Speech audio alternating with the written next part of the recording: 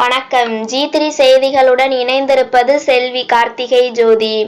உலகம்பட்டு கிராமத்தில் அருள்மிகு முனீஸ்வரன் கோவில் கும்பாபிஷேகம் நடைபெற்றது. இனி விரிவான செய்திகள்.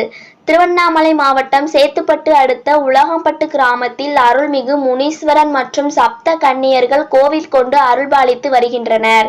தபட்டப்பாறை குளக்கரையில் புதியதாக கட்டப்பட்ட அருள்மிகு முனீஸ்வரன் கோவில் வளாகத்தில் அமைக்கப்பட்ட யாகசாலையில் பரதிபுரம் கார்த்திகேயன் சிவாச்சாரியார் தலைமையில் விநாயகர், லட்சுமி, சரஸ்வதி நவக்கிரக பூஜை சிறப்பு யாகங்கள் நடைபெற்றது.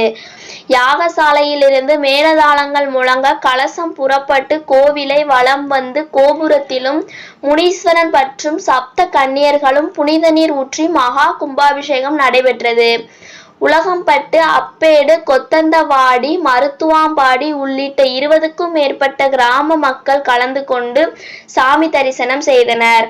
பக்தர்களுக்கு அன்னதானம் வழங்கப்பட்டது. கும்பாபிஷேக ஏற்பாடுகளை விழா குழுவினர், இளைஞர்கள், கிராம பொதுமக்கள் செய்திருந்தனர். G3 செய்திகளுக்காக சேத்துப்பட்டு செய்தியாளர் ஷாம்.